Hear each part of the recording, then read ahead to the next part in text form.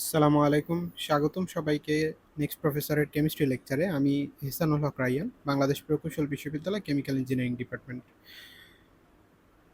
তো এই ভিডিওতে আমরা মূলত বেসিক পড়াশোনা শুরু করব, কেমিস্ট্রির পড়াশোনা।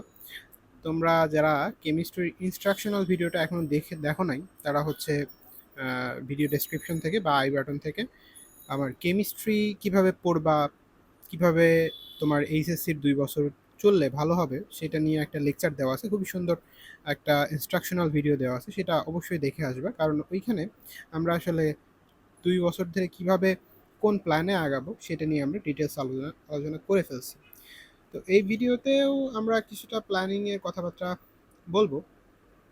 তার আগে বলে রাখি যে আহ, এই চ্যানেলে কিন্তু আমরা এখন থেকে রেগুলার কেমিস্ট্রির ভিডিও, ফিজিক্সের ভিডিও এবং ম্যাথের ভিডিও আপলোড করতেছি।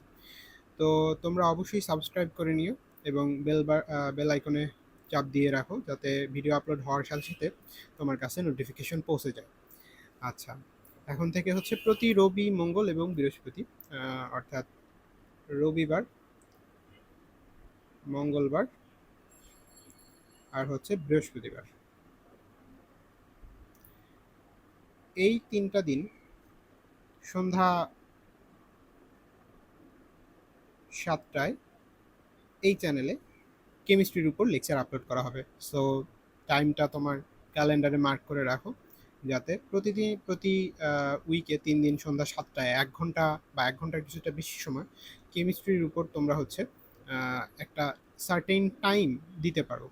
তো যেটা হয় যে নর্মালি স্টুডেন্টরা শুরুর দিকে অনেক মনোযোগী থাকে, কিন্তু রেগুলারিটি মেনটেন না করার কারণে একটা সময় পরে তারা ঝরে পড়ে যায়, এবং একটা বড় একটা সময় যখন তুমি হচ্ছে রেগুলার পড়াশোনা থেকে দূরে থাকবা, তখন কিন্তু তুমি অনেক অন্যদের থেকে পিছিয়ে পড়ে যাবা। পিছিয়ে পড়ে যাওয়ার ফলে যেটা হবে যে তোমার মনের মধ্যে একটা ভয় কাজ করবে, একটা কনফিডেন্সের অভাব চলে আসবে। তো সেটা যাতে না আসে সেই জন্য রেগুলার তুমি হচ্ছে পড়াশোনা করবা। তো রেগুলার পড়াশোনা করার একটা ভালো উপায় হইতে পারে যে তুমি আমাদের সাথে সাথে আগাও, কারণ আমরা এখানে অবশ্যই রেগুলারলি ভিডিও আপলোড দিব, এবং সেটার সাথে সাথে তুমি যদি আগায় যাও তাহলে দেখবা যে তুমি হচ্ছে ওরকম ডিপ্রেশনে পড়ে যাবা না। আচ্ছা, তাহলে আমাদের মেইন কথাবার্তা শুরু করি। তো কেমিস্ট্রিতে আমরা আগেই বলছি যে 2টা পেপার, একটা ফার্স্ট পেপারে আমাদের মোট 5টা চ্যাপ্টার আছে। এই 5টা চ্যাপ্টারের মধ্যে প্রথম যে চ্যাপ্টার, ফার্স্ট চ্যাপ্টার যেটা আছে এটার নাম হচ্ছে ল্যাবরেটরি নিরাপদ ব্যবহার। ল্যাবরেটরির নিরাপদ ব্যবহার। তো ল্যাবরেটরি নিরাপদ ব্যবহার এই চ্যাপ্টারটা আসলে খুবই সিম্পল, সোজা। আমার দৃঢ় বিশ্বাস যে তোমরা যে ক্যাটাগরির স্টুডেন্টই হও না কেন, যে রেজাল্টই করে আসো আগে, এই চ্যাপ্টারটা নিজে নিজে পড়লে অবশ্যই অবশ্যই 80%-এর বেশি বুঝেই ফেলবা। সেই জন্য আমরা আসলে এই চ্যানেলে এই চ্যাপ্টার দিয়ে শুরু করব না। এমন না যে এই চ্যাপ্টার পড়াবো না, বাট এই চ্যাপ্টার দিয়ে আমরা শুরু করতে চাচ্ছি না, কারণ এই চ্যাপ্টারটা তুলনামূলকভাবে লেস ইম্পর্টেন্ট পরীক্ষার জন্য। অবশ্যই এখান থেকে বেশ কিছু এমসিকিউ আসে, বাট সৃজনশীল উত্তর করার জন্য এই চ্যাপ্টারটা লেস ইম্পর্টেন্ট, তাই আমরা এটা পরে কোনো এক সময় কভার করে দিব। খুব অল্প সময়ের মধ্যে এটা কভার করা সম্ভব, বাট আমার পরামর্শ থাকবে যে তুমি এখনই এই চ্যাপ্টারটা একবার হলেও একটা রিডিং দিয়ে দাও। কারণ যারা খুবই অ্যাডভান্স স্টুডেন্ট, যাদেরকে অনেকে আতল বলে চিনো, ওরা কিন্তু দেখবা যে ক্লাস শুরু হওয়ার আগে এই চ্যাপ্টারটা শেষ করে ফেলবে। কারণ ক্লাসেও অধিকাংশ ক্লাসেই দেখবা যে এই চ্যাপ্টারটা খুব বেশি পড়াবে না, এই চ্যাপ্টারটা নিয়ে খুব বেশি যাবে না। তো আমরা আসলে একটা প্ল্যানে আগাবো, সেই প্ল্যানটা আগে ক্লিয়ার করে নেওয়া উচিত যে প্রতি চ্যাপ্টার কিভাবে আগাবো। স্পেশালি আমরা এখন আহ, যে চ্যাপ্টারটা পড়বো সেটা হচ্ছে আমাদের সেকেন্ড চ্যাপ্টার, দ্বিতীয় অধ্যায়। তো দ্বিতীয় অধ্যায়ের নাম হচ্ছে গুণগত রসায়ন। গুণগত রসায়ন। আমরা আগের ভিডিওতে বলেছি যে একটা চ্যাপ্টার শেষ করার জন্য আমরা মোটামুটিভাবে 1.5 মাস সময় পাবো। 1.5 থেকে 2 মাস সময় আমরা নিব। তো 1 মাসে আমরা 12টা ক্লাস নিচ্ছি, তাই না? তো 2 মাসে এরকম 20টা ক্লাস তো হয়। তো মূলত আমরা এই চ্যাপ্টারটা 24টা ক্লাসে জায়গায় আমরা ধরো 20 ক্লাসের মধ্যে শেষ করতে যাচ্ছি। 20 ক্লাস এই চ্যাপ্টারটা আমরা শেষ করব। তো এই চ্যাপ্টারের দুইটা পার্ট আছে। এটা আগের ভিডিওতেও আমরা বলছি যে কেমিস্ট্রির প্রায় সব চ্যাপ্টারেরই দুইটা পার্ট থাকে। একটা পার্ট হচ্ছে এই চ্যাপ্টারের প্রথম যে পার্ট, সেটা হচ্ছে যে পরমাণুর গঠন। এই টপিকটা নিয়ে তোমরা আগেও অনেক পড়াশোনা করছো, সেটার সিকোয়েন্স পড়াশোনায় আসলে এখানে হবে।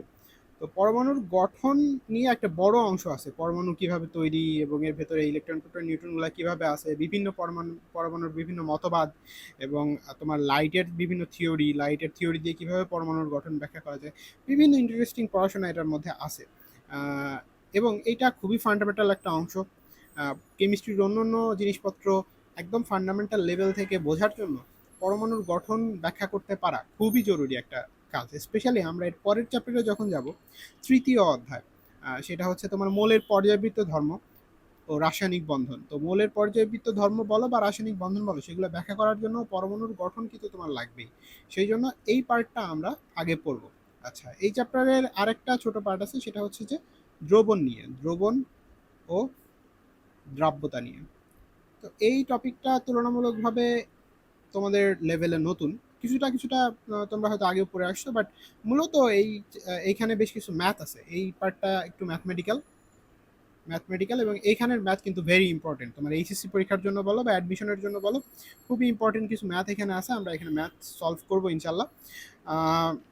তো আমরা আরো একটু ডিটেল প্ল্যান করে নিই। আমরা পরমাণুর গঠন এটার উপর মোটামুটি 8 থেকে 10টা ক্লাস এটার উপর কাটাবো। আর দ্রবণ ও দ্রাব্যতা এটার উপর 6 থেকে 8টা ক্লাস, এর বেশি না। 6 ক্লাসে শেষ হয়ে যাবে আশা করি, 6 থেকে 8টা ক্লাস কাটাবো। আর আমাদের গড়ে মোটামুটি বাকি আরও 4টা ক্লাস থাকবে। বাকি 4টি ক্লাসে এই বাকি যে 4 ক্লাস, এই 4 ক্লাসে আমরা কোশ্চেন সলভ করব, বিভিন্ন ধরনের বোর্ড কোশ্চেন এবং বিভিন্ন ইউনিভার্সিটিতে আসা কোশ্চেনগুলো আমরা এখানে সলভ করব। আচ্ছা, এছাড়াও প্রত্যেক ক্লাসেই আমরা বেশ কিছু কোশ্চেন, রিলেভেন্ট কোশ্চেন, এমসিকিউ এবং অনুধাবনমূলক জ্ঞানমূলক কোশ্চেন আমরা সলভ করব। ক্লাস শেষে আমরা সৃজনশীলও করাইতে পারি, তবে এখনই না, আরও একটু পড়াশোনার পরে আমরা হয়তো সৃজনশীল প্রশ্ন ক্লাসের মধ্যেও করাবো। তো সেগুলা তোমরা নোট করে রাখবা, এবং আমি যখন যেই সব কাজ দিয়ে দিই, এই কাজগুলা ক্লাসের সাথে সাথে করার ট্রাই করবা। এটা করলে যেটা হবে যে পড়াশোনার যে আসল উদ্দেশ্যটা সেটা পূরণ হবে। শুধু লেকচার দেখে চলে গেলে কিন্তু আসল উদ্দেশ্যটা পূরণ হবে না। অনলাইন লেকচারে যেটা হয় যে ছেলেমেয়েরা শুধুমাত্র লেকচার দেখতে থাকে। দেখো, পড়াশোনার উদ্দেশ্য কিন্তু শুধুমাত্র লেকচার দেখা না। পড়াশোনার উদ্দেশ্য হচ্ছে লেকচারটা ভালোভাবে বোঝা। তুমি কতটুকু বুঝতেছো সেইটার উপর তোমার সাফল্য। কত ঘন্টা লেকচার দেখায় ব্যয় করতেছো, এটা কিন্তু তোমার সাফল্য না। কারণ একটা ছেলে 3 ঘন্টা পড়াশোনা করে অনেক ভালো রেজাল্ট করে, আরেকজন 8 ঘন্টা পড়াশোনা করেও ভালো রেজাল্ট করতেছে না। এটার কারণ কি? এটার কারণ হচ্ছে, যেই ছেলেটা শুধুমাত্র লেকচার দেখে যাবে, বোঝার ট্রাই করবে না। বোঝার ট্রাই করার অর্থ হচ্ছে নিজে নিজে ট্রাই করা, নিজে নিজে চেষ্টা করা, কোশ্চেন সলভ করার ট্রাই করা। বইয়ের পেছনে যে কোশ্চেনগুলো আছে, ওগুলো যদি তুমি পারো তাহলেই তোমার অধ্যায়টা শেষ হয়েছে। লেকচার 10 বার 20 বার দেখলেও কিন্তু কোনো কাজে আসবে না যদি না ওগুলা তুমি ট্রাই করো। সো অবশ্যই অবশ্যই আমি যেই কাজগুলো বলে দিব, বইয়ের থেকে বা বইয়ের বাইরে থেকে, ওগুলা করার ট্রাই করবা। আমরা এখানে লেকচার শিটের সাথে বেশ কিছু কোশ্চেনও সাপ্লাই করবো, রেগুলার ওগুলা সলভ করবা। আচ্ছা, আর আমাদের গ্রুপে যুক্ত হয়ে নাও। গ্রুপে যুক্ত হলে তোমরা যেটা পাবা, সেটা হচ্ছে যে প্রচুর সাপোর্ট পাবা। যে কোনো কোনো কোশ্চেন সলভ করতে গিয়ে প্রবলেম হলো, সেটা তুমি হচ্ছে গ্রুপে পোস্ট দিয়ে দিলা, আমরা সলভ করে দিলাম। বা তোমাদের ফ্রেন্ডরা যারা এই চ্যানেল ফলো করতেছে তারাও সলভ করে দিতে পারে। সো গ্রুপে যুক্ত হয়ে নিলে তোমাদের জন্য সুবিধা। আচ্ছা, ফেসবুক গ্রুপের লিঙ্কটা হচ্ছে তোমার ডিসক্রিপশনে দেওয়া থাকবে, সেখান থেকে অবশ্যই তোমরা এখনই জয়েন হয়ে নাও। আরেকটা কথা বলে রাখি যে আহ, তুমি যেই বইটা পড়তে স্বাচ্ছন্দ্য বোধ করো সেটাই পড়ো, কিন্তু আমি এখানে মূলত যেহেতু আমাকে একটা বই ফলো করতে হবে, সেই জন্য আমরা হাজারিনাগের বইটা ফলো করবো, কারণ এইটা মোটামুটি একটা পারফেক্ট প্যাকেজ, এবং এইখানের প্রবলেমগুলোই মূলত করাবো। সো তুমি যদি হাজারিনাগ ফলো করো, সেই ক্ষেত্রে তোমার জন্য একটু সুবিধাই হবে। আর না করলেও খুব বেশি সমস্যা হবে না, আমরা আসলে বলে দিব যে কোন বই থেকে কত নাম্বার এক্সারসাইজ করাচ্ছি, ইভেন কোশ্চেনও এখানে লিখে দেবো। সো খুব বেশি চিন্তা করার দরকার নাই ওটা নিয়ে। তো এখন আমরা মূলত আসল জায়গায় আসি, সেটা হচ্ছে যে আমাদের পড়াশোনা কি পড়ব। এই চ্যাপ্টারের নাম হচ্ছে গুণগত রসায়ন, অর্থাৎ রসায়নকে গুণগতভাবে বিশ্লেষণ করা। এটার মধ্যে প্রথম যে পার্ট আছে সেটা পরমাণুর গঠন, এবং এই পরমাণুর গঠন নিয়ে আমরা আসলে এখন পড়াশোনা করব। পরমাণুর গঠন এই টপিকটা কিন্তু তোমার কাছে নতুন না। ক্লাস 9-10-এ পড়ে আসছো, রাদারফোর্ডের পরমাণু মডেল পড়ে আসছো, এরপরে বোরের পরমাণু মডেল পড়ে আসছো। এর আগেও কিন্তু আরও পরমাণু মডেল পড়ছো, যেটা হয়তো তোমার এখন মনে নাই। ডেমোক্রিটাসের একটা তত্ত্ব তোমরা পড়েছিলা, সেইটাও কিন্তু পরমাণু মডেলের মধ্যেই অন্তর্ভুক্ত। সো আমি আসলে ক্লাস 6 থেকে 10 পর্যন্ত তোমরা যা পড়ছো সেটার একটা কুইক রিক্যাপ দিয়ে যাব। এই ভিডিওতে মূলত আমরা একটু গল্প করব। খুব বেশি টেক্সট বুকিশ পড়াশোনা আমার নিজেরও ভালো লাগে না, আশা করতেছি যে তোমারও খুব বেশি ভালো লাগবে না। কারণ টেক্সট বুকটা একটু কাঠখোট্টা হয়, তো আমরা সেই কাঠখোট্টার জগৎ থেকে বের হয়ে আমরা একটু বাইরের পড়াশোনাও করতে চাই ভিডিওর সাথে সাথে, যাতে খুব বেশি বোরিং না হয়ে যায়। তো সেই জন্য আমি যেটা করব যে একটু কুইক রিক্যাপ, গল্পের মতো করে একটু কুইক রিক্যাপ দিয়ে যাব, তো তোমরা জাস্ট শুনতে থাকো। এই অংশটা তোমার টেক্সট বইয়ের অন্তর্ভুক্ত না, বাট টেক্সট বই বোঝার জন্য খুবই গুরুত্বপূর্ণ, যেটা আসলে অন্য কোথাও তোমাকে এভাবে পড়াবে না। কারণ সবাই ওই টেক্সট বুকের রাদারফোর্ডের পরমাণু মডেলের 3টা স্বীকার্য মুখস্থ করা দিয়েই শুরু করবে। তো আমি চাই না যে তুমি কোনো কিছু রিলেট করা বাদ দিয়েই রাদারফোর্ডের 3টা স্বীকার্য কোনো মতে মুখস্থ করে পরীক্ষায় পাশ করো বা ভালো রেজাল্ট করো। সেইটার জন্য আসলে আরও অনেক প্ল্যাটফর্ম আছে। আমাদের প্ল্যাটফর্মের বৈশিষ্ট্য হলো যে তুমি যাতে একটা কমপ্লিট প্রিপারেশন পাও, তুমি যাতে একটু ফিল পাও, সেটা সেটা একটু জরুরি, তাই না? তো আমরা তাহলে গল্প শুরু করি। তো এই হচ্ছে আমার গল্পের সামারি। প্রথমেই গল্পের সামারি দিয়ে নিচ্ছি। দেখো, অ্যাটম বা পরমাণু নিয়ে তুমি অনেক পড়াশোনা করছো। এই পড়াশোনা বা এই জিনিসগুলা কিন্তু একদিনে আসে নাই, একদিনে আবিষ্কার হয় নাই। এই জিনিসগুলা আবিষ্কার হওয়া শুরু করছে সেই খ্রিস্টপূর্ব 400 শতাব্দী থেকে। খ্রিস্টপূর্ব 400 শতাব্দী মানে কত? খ্রিস্টপূর্ব 400 শতাব্দী অর্থ হচ্ছে, আমরা এই যে সাল গণনা করি না, যে এখন কত সাল চলে, 2000, 2024 সাল চলে। এই 2024 সাল গণনা শুরু হয়েছে কত থেকে?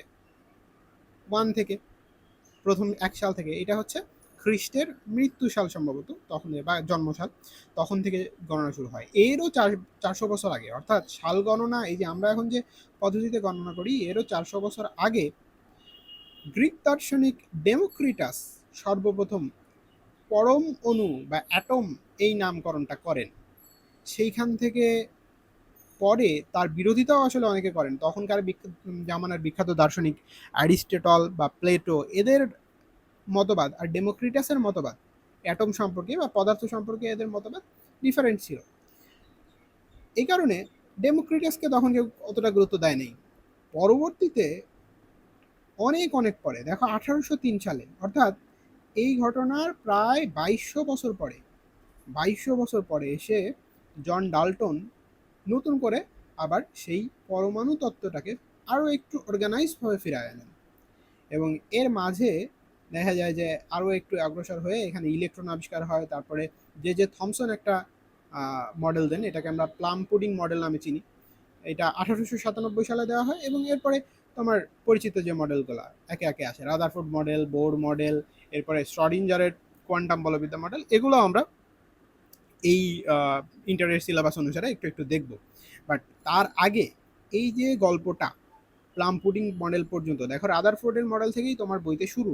বাট এই আগের যে গল্পটা, এই গল্পটা কিন্তু তোমরা একটু একটু করে ক্লাস 6 থেকে 10-এ একটু হলেও পড়ে আসছো। বাট সমস্যা হচ্ছে যে এই একটু একটু ডট, একটা একটা ডট, এই ডটগুলোকে না কানেক্ট করে নাই কেউ। দেখবা যে অধিকাংশেরই এই ধারণাটা ভাষা ভাষা ক্লিয়ার না, কারণ ডটটা কানেক্ট করাটাই হচ্ছে আসল জ্ঞান। তো আমরা এই ভিডিওতে সেই ডটটা কানেক্ট করার ট্রাই করব। তো শুরু করতেছি ডেমোক্রিটাসের মতবাদ দিয়ে। ডেমোক্রিটাস কি বলছিল দেখো। ডেমোক্রিটাস, এই যে এই ভদ্রলোকের নাম হচ্ছে ডেমোক্রিটাস। খুবই উস্কো খুস্কো চুল, উস্কো খুস্কো দাড়ি, এরকম অবস্থা। তো গ্রিক দার্শনিকদের অবস্থা তো এরকমই ছিল, প্লেটো বলো বা অ্যারিস্টটল বলো, খুবই জ্ঞানী লোক ছিলেন। এরকম অনেক চিন্তা টিন্তা করতো। তো তখনকার জামানায় কি হইতো, তখন কিন্তু মানুষ পরীক্ষা নিরীক্ষা করার সুযোগ পাইতো না। মানে আহ, আমরা এখন যেরকম সাইন্টিফিক এক্সপেরিমেন্ট করি, এত যন্ত্রপাতি, এত বিকার, কনিক্যাল ফ্লাক্স, বুরেট ইত্যাদি, এগুলা কিন্তু তখন আবিষ্কারই হয় নাই। সো এগুলা দিয়ে পরীক্ষা নিরীক্ষা করার সুযোগ তখন ছিল না। তখন মানুষ কি করতো? তখন বিজ্ঞান বলতে একটা মজার ব্যাপার ছিল। সেটা হচ্ছে যে একটা মানুষ চারপাশ পর্যবেক্ষণ করে দেখে শুনে একটা মতবাদ দিবে। আরেকজন মানুষ আরো একটা মতবাদ দিবে। ৩ নাম্বার মানুষ আরো একটা মতবাদ দিবে একই বিষয়ের উপরে। এরকম অনেক মানুষ অনেক কথাবার্তা বলবে এবং তাদের মধ্যে বিতর্ক হবে। এই বিতর্কে যাকে ঠিক বলে মনে হবে আ তার কথাই আসলে ঠিক। মানে মানুষ যা দেখবে সেটার উপরেই আসলে ডিসিশন নিবে। এই কারণে একটা বিখ্যাত উক্তি কিন্তু আছে সম্ভবত অ্যারিস্টটলের, "সিং ইজ বিলিভিং"। আমি একটু লিখি যে এরকম একটা উক্তি আছে, "সিং ইজ বিলিভিং"। মানে যা আমরা দেখি সেটাই হচ্ছে বিশ্বাস করব। তো এই যে উক্তিটা, এই উক্তিটা আসলে কিন্তু সবসময় সত্যি না। কারণ আমরা যা দেখি তার সবকিছু কি সবসময় সত্যি হয়? আমরা যেমন সূর্যকে দেখি যে সূর্য কিন্তু খুব বেশি বড় দেখা যায় না। কিন্তু সূর্য কি আসলে অতটুকু? তো এই কারণে উক্তিটা আসলে সত্যি না। তো বুঝতেই পারতেছো তখন সীমাবদ্ধতা ছিল। বাট কথা হচ্ছে যে সত্যিটা বের করার ট্রাইও তারা করছে। এই জন্য আমরা একটু পড়াশোনা করি। তো খ্রিস্টপূর্ব ৩৮০ সালের দিকে গ্রিক দার্শনিক ডেমোক্রিটাস এই অ্যাটমিক মডেলটা দাঁড় করান। তো তিনি কি কি বলছিলেন আমরা একটু লেখার ট্রাই করি। দেখো যে ডেমোক্রিটাস যেটা বলছিল যে ডেমোক্রিটাসের মতবাদ, এক নম্বর কথা বলছিল যে প্রত্যেক পদার্থকে ভাঙতে ভাঙতে, প্রত্যেক পদার্থকে, আমার সাথে সাথে লিখতে পারো তোমরা, পদার্থকে ভাঙতে থাকলে, ভাঙতে থাকলে শেষ পর্যায়ে এমন এক ক্ষুদ্র কণা পাওয়া যাবে, এমন এক ক্ষুদ্র কণা পাওয়া যাবে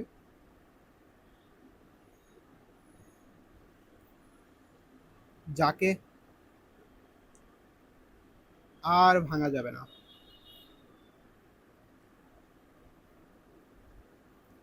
দ্যাট মিনস তোমার কাছে একটা পদার্থ আছে, সাপোজ ধরে নাও যে তোমার কাছে একটা ইট আছে, একটা ইটের খণ্ড আছে। আমরা লাল রং দিয়ে একটা ইট বানাই, এই ইটটা আছে, এটাকে তুমি ভাঙতে থাকলা এরকম। সাপোজ এই ভাঙলা, এই টুকরাকে আবার ভাঙলা, এই টুকরাকে আবার ভাঙলা, এই টুকরাকে আবার ভাঙলা, এরকম ভাঙতে ভাঙতে ক্ষুদ্র ক্ষুদ্র করতে করতে তোমার কি মনে হয় যে একেবারে ক্ষুদ্র অবস্থায় যাওয়ার পরে আরো ভাঙা যাবে?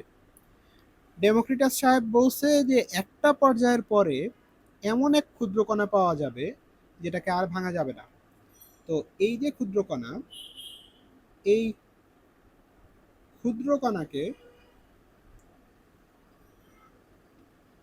নাম দেওয়া হয় অ্যাটমস। অ্যাটম, অ্যাটম কেন নাম দেওয়া হয়? কারণ গ্রিক ভাষায় অ্যাটম শব্দের অর্থ হচ্ছে অবিভাজ্য, অর্থাৎ আর ভাঙা সম্ভব নয়। আচ্ছা, ডেমোক্রিটাস কিন্তু এই কথা ছাড়াও আরও একটা গুরুত্বপূর্ণ কথা বলছে। সেটা হচ্ছে যে এই যে অ্যাটম, অ্যাটমের অধিকাংশ জায়গায় ফাঁকা। তাহলে আর একটা কথা বলছে, সেটা হচ্ছে যে অ্যাটম এর অধিকাংশ জায়গা ফাঁকা। এবং আরও একটা গুরুত্বপূর্ণ কথা বলছিল, সেটা হচ্ছে যে ভিন্ন ভিন্ন পদার্থের অ্যাটম, ভিন্ন ভিন্ন পদার্থের অ্যাটম ভিন্ন ভিন্ন গঠন বিশিষ্ট। এবং তার যুক্তি অনুসারে এই যে বিভিন্ন পদার্থের বিভিন্ন ধর্ম, এটা অ্যাটমের ভিন্ন ভিন্ন গঠনের জন্যই হয়। যেমন ধরো যে ইটের ক্ষেত্রে চিন্তা করো, ইট কিরকম, খুবই শক্ত একটা জিনিস। আহ, ইট যদি কারো মাথা ছুঁড়ে মারো তো সে মাথা ফেটে তো মারাই যাবে। কিন্তু বাতাসের কথা চিন্তা করো, বাতাস তো খুবই হালকা জিনিস, এটা যদি কারো মাথা ছুঁড়ে মারো তাহলে তো তার কোনো কিছু হওয়ার সম্ভাবনাই নেই। তো ডেমোক্রিটাস বলছে যে এই ইটের যে অ্যাটম আছে সেটা খুবই শক্তপোক্ত একটা জিনিস, একটা অন্যটার সাথে যুক্ত হয়ে থাকে এরকম। বাট বাতাসের যে অ্যাটম আছে সেটা হালকা হালকা জিনিস। তো এই জিনিসটা সে এরকম দেখাইছিল যে এটা ধরো ওয়াটারের অ্যাটম, এটা ধরো হচ্ছে পানির অ্যাটম, যেটা খুবই স্মুথ স্মুথ দেখতেছো। কিন্তু আয়রনের যে অ্যাটম, সেটা দেখো এরকম স্পাইক স্পাইক আছে, এই যে এর গায়ে কাটা কাটা কাটা কাটা কেন? কারণ আয়রন খুবই শক্তপোক্ত একটা জিনিস। এই কাটা কাটা থাকার কারণে, তার ধারণা অনুসারে যে কাটা কাটা থাকার কারণে একটা অন্যটার সাথে এরকম লেগে থাকে। দ্যাটস ওয়াই আয়রন জিনিসটা এরকম খুবই একটা ভাঙা যায় না এরকম জিনিস, এটার মধ্যে থেকে আলাদা করা যায় না এরকম জিনিস, বাট ওয়াটার এটা খুব ইজিলি আলাদা করে ফেলা যায়। আচ্ছা, এটা আসলে এখনকার দিনে তো তুমি বুঝতেইছো যে এটা আসলে আমরা বিশ্বাস করতে পারতেছি না, বাট তখনকার কথা চিন্তা করো যখন আসলে পরীক্ষা নিরীক্ষার কোনো ওয়ে ছিল না, তখনকার হিসাবে কিন্তু এটা খুবই গুরুত্বপূর্ণ একটা কথা ছিল। বাট গুরুত্বপূর্ণ কথা হইলেও তার এই মতবাদ খুব বেশি মানুষ মেনে নেয় নাই। ডেমোক্রিটাসের মতবাদ মেনে না নেওয়ার পেছনের মূল কারণ হচ্ছে প্লেটো ও অ্যারিস্টটলের মতবাদ। কারণ প্লেটো ও অ্যারিস্টটল তখনকার যুগের খুবই প্রভাবশালী লোক ছিল। খুবই প্রভাবশালী মানে হচ্ছে এই যে আমাদের দেশের অনেক ইনফ্লুয়েন্সার আছে না, যে ইউটিউব বা ফেসবুকের অনেক ইনফ্লুয়েন্সার আছে, অপু ভাইয়ের মতো আর কি, যে অপু ভাইয়ের মতো বলা ঠিক হচ্ছে না আসলে। প্লেটো এবং অ্যারিস্টটল খুবই মানে মেধাবী মানুষ ছিল, এটা নিয়ে সন্দেহ নেই, বাট অনেক বিষয়ে কিন্তু তারা ভুল মতবাদ দিচ্ছে। ভুল মতবাদ দেওয়া আসলে খারাপ ব্যাপার না, মতবাদ না দেওয়াটাই বরং খারাপ ব্যাপার। কারণ খেয়াল করো, জ্ঞানী মানুষ যারা, তারা কিন্তু সঠিক ভুল দুই রকম কথাই বলছে, বাট যারা বোকা মানুষ তারা কিন্তু কথাই বলে নাই।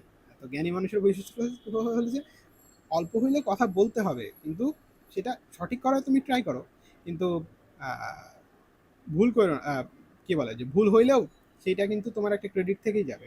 আচ্ছা, কারণ তুমি হচ্ছে জ্ঞানের যে খোঁজ সেইটা তো ট্রাই করছো, তাই না? আচ্ছা, যেটা বলতেছিলাম যে প্লেটো অ্যারিস্টোটল এরা খুবই প্রভাবশালী লোক ছিল, এবং তাদের মধ্যে সব পদার্থ পাঁচটা জিনিস নিয়ে তৈরি। সেটা হচ্ছে যে মাটি, পানি, বায়ু, আগুন, এগুলা দিয়ে তৈরি। তো এগুলা দিয়ে তৈরি হয়, এবং এই পদার্থগুলোকে তোমার অবিভাজ্য এটা বলা যাবে না তাদের মতো।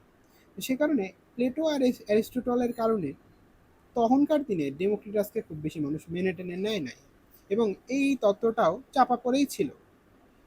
সেই চাপা পড়া অবস্থা থেকে বিজ্ঞানী ডাল্টন 1803 সালে এই মতবাদটাকে রিফ্রেশ করে নতুন করে একটা সুন্দর স্ট্রাকচার্ড অবস্থায় নিয়ে আসে। তো ডাল্টন সাহেব খুবই গুরুত্বপূর্ণ কিছু কথাবার্তা বলছে। এই যে এই লোকটা হচ্ছে বিজ্ঞানী জন ডাল্টন। উনি 1803 সালে একটা চমৎকার মতবাদ দেন, এবং এই মতবাদে তিনি মূলত মোরলেস আমরা যে আগে যে মতবাদটা পড়লাম যে ডেমোক্রিটাসের মতবাদ, এটার কাছাকাছি কথাবার্তা বলছেন, বাট আরো ডিটেল কথাবার্তা বলছেন। ওনার প্রথম কথাই হচ্ছে যে প্রত্যেক পদার্থ পরমাণু নামক অতি ক্ষুদ্র কণা দ্বারা তৈরি, যেটা কিন্তু পুরাপুরি আমাদের আগের মতবাদ ডেমোক্রিটাসের মতবাদের সাথে মিলে যায়। আচ্ছা, আমরা একটু লেখা ট্রাই করি। আমরা একটা নতুন পেজ নেই। দেখো, আমরা বলতেছি এটা হচ্ছে আমাদের ডাল্টনের ডাল্টনের মতবাদের মতবাদের স্বীকার্য। তো স্বীকার্যের মধ্যে ডাল্টনের মতবাদের স্বীকার্য। আচ্ছা, আমার লেখা কেমন হচ্ছে এটার একটা ফিডব্যাক দিও। তোমরা লেখাটা পড়ে বুঝতে পারো কিনা সেটা একটু কমেন্টে জানাও, সেটা আমার জন্য সুবিধা হবে। আচ্ছা, ডাল্টন সাহেব বলতেছেন প্রথম কথাই যে প্রত্যেক পদার্থ পরমাণু নামক পরমাণু নামক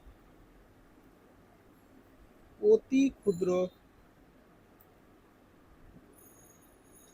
কণা দ্বারা তৈরি। আচ্ছা, ডাল্টনের এই যে মতবাদ, এটা কিন্তু তোমাদের আগেও ক্লাসে ছিল, ক্লাস 6 বা 7, আমার ঠিক মনে নেই, 6, 7 বা 8, যে কোনো একটা ক্লাসে ডাল্টনের স্বীকার্যগুলো ছিল, এবং সেখান থেকেই মূলত আমাদের পরমাণু নিয়ে পড়াশোনা শুরু। আচ্ছা, ডাল্টন সাহেব আরেকটু এগিয়ে যায়, বললেন যে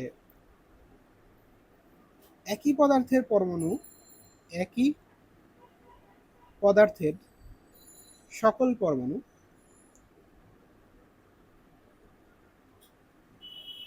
একই রকম।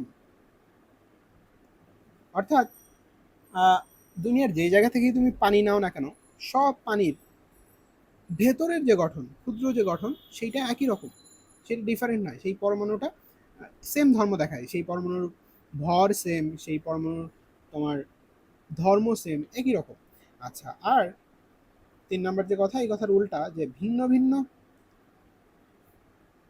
ভিন্ন পদার্থের পরমাণু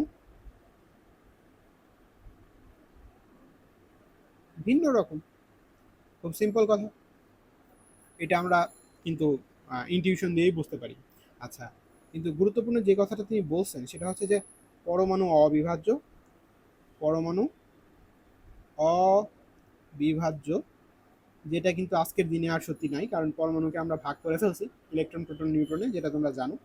বাট এই কথাটা ডাল্টন বলছিল যে এটা তার একটা সীমাবদ্ধতা বলা যেতে পারে। এবং সে বলছিল যে এদের সৃষ্টি বা ধ্বংস নেই, এদের সৃষ্টি বা ধ্বংস নাই। আচ্ছা, এবং এর থেকে গুরুত্বপূর্ণ যে কথা সেটা বলছিল হচ্ছে যে রিয়াকশন, পারমাণবিক বিক্রিয়া কিভাবে হয়। সে বলছিল যে পারমাণবিক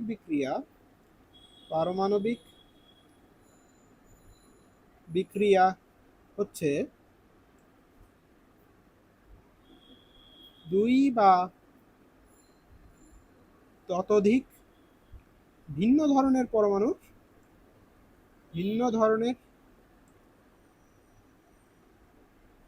পরমাণুর নির্দিষ্ট অনুপাতে, আচ্ছা আমরা আরেকটা পেজ নেই, আমাদের লাগতে পারে, নির্দিষ্ট নির্দিষ্ট অনুপাতে যুক্ত হওয়ার প্রক্রিয়া, যুক্ত হবার প্রক্রিয়া। এই ব্যাপারটা একটু বুঝো। এই ব্যাপারটা এরকম যে ধরো এটা অক্সিজেনের পরমাণু, এটা হচ্ছে আমার কি, এটা হচ্ছে অক্সিজেন, আর এটা সাপোজ হাইড্রোজেনের পরমাণু। আচ্ছা আমরা হাইড্রোজেনের পরমাণুটা একটু ছোট করে রাখি, এটা হাইড্রোজেনের পরমাণু। তো ডাল্টন সাহেব কি বলছে, ডাল্টন সাহেব যেটা বলছে যে এই অক্সিজেনের পরমাণু আর হাইড্রোজেনের পরমাণু একটা নির্দিষ্ট অনুপাতে যুক্ত হবে। নির্দিষ্ট অনুপাতটা কত?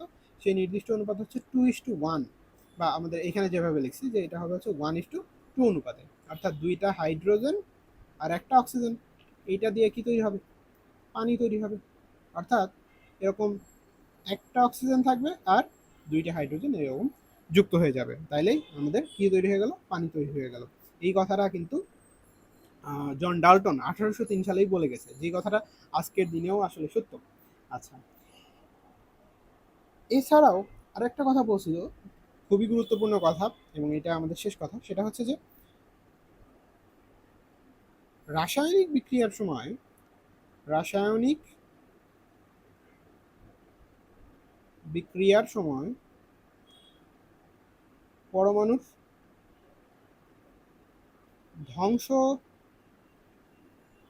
বা সৃষ্টি হয় না, কেবলমাত্র কেবলমাত্র তাদের সংযোগ স্থাপন বা বিচ্ছিন্ন হয়। দেখো এই কথাটাও কিন্তু আজকের দিনেও ভ্যালিড। অর্থাৎ পরমাণু ধ্বংস বা সৃষ্টি হয় না, বরং রাসায়নিক বিক্রিয়া যেটা হয় সেটা হচ্ছে যে দুইটা বা একাধিক, দুই বা ততোধিক পরমাণু একসাথে যুক্ত হইতে পারে, সংযোগ স্থাপন হইতে পারে, অথবা আবার উল্টাটাও কিন্তু ঘটতে পারে। সেটা হচ্ছে যে এই বন্ধন ভেঙে পরমাণুতে পরিণত হতে পারে, যেটা আমরা আজকের দিনে খুব ভালো করে জানি। তো দেখো এই কথাগুলার অধিকাংশই কিন্তু সত্য, একমাত্র একটা কথা আমাদের আজকের দিনে সত্য না, সেটা হচ্ছে যে পরমাণু অবিভাজ্য, কারণ পরমাণুকে কিন্তু আমরা ভাগ করতে পারি, এটার ভেতরেও অন্য কোনো কণা আছে। এছাড়া প্রত্যেকটা কথাই যুগ যুগ ধরে কিন্তু সত্য হয়ে আসছে, সেই জন্যই জন ডাল্টনকে আধুনিক যে রসায়ন সেটার জনকও বলা হয়। তো এই ডাল্টনের মতবাদ কিন্তু তোমরা আগেও দেখছো, পড়ছো। তো তোমরা ইচ্ছা করলে এটা মুখস্থ রাখতে পারো, বা না রাখলেও সমস্যা নেই, আমি সবসময় মুখস্থ করতে উৎসাহিত করি না। আমি মনে করি যে তুমি যদি বুঝতে পারো, নিজের মতো লিখতে পারো, সেটাই বেটার। বরং এই গল্পটা মনে রাখো, দেখো ধারাবাহিক গল্পটা মনে রাখো। তো আমাদের মূল গল্পটা কিন্তু এখন শুরু হবে। যে আমরা প্রথমে দেখলাম ডেমোক্রিটাসের মতবাদ। ডেমোক্রিটাস বলে দিয়েছিল যে পরমাণুকে ভাঙা যায় না, অ্যাটম। সেইটারই আরও একটু ব্রড সেন্সে বললো হচ্ছে ডাল্টন। ডাল্টন পরমাণুর পুরা ব্যাপারটাকে 6টা পয়েন্টে লিপিবদ্ধ করে ফেলছে দেখো। তো এরপরে একটা মজার ঘটনা ঘটলো। দেখো ডাল্টন এটা আবিষ্কার করছে কত সালে? ডাল্টন এটা মতবাদটা দিচ্ছে হচ্ছে 1803 সালে। সে কিন্তু অনেক ধরনের পরীক্ষা নিরীক্ষা করেই এই মতবাদটা দিছিল। কিন্তু খুবই মজার একটা ঘটনা, খুবই অ্যাক্সিডেন্টালি ঘটে গেল বিজ্ঞানী জে জে থমসনের ল্যাবে 1897 সালে। অর্থাৎ প্রায় 100 বছর পরে বিজ্ঞানী জে জে থমসন তার একটা ল্যাবে, ক্যাভেন্ডিশ ল্যাবরেটরি বলে, এটা কেমব্রিজ ইউনিভার্সিটিতে আছে, 1897 সালে ক্যাথোড রে বা ক্যাথোড নল নামে একটা জিনিস নিয়ে গবেষণা করার সময়, মানে একটু এক্সপেরিমেন্ট করার সময় খুবই মজার একটা জিনিস আবিষ্কার করে ফেলেন। সেই জিনিসটা আমরা একটু দেখি। দেখো, এই এক্সপেরিমেন্টের মাধ্যমেই মূলত ইলেকট্রনকে আবিষ্কার করা হয়।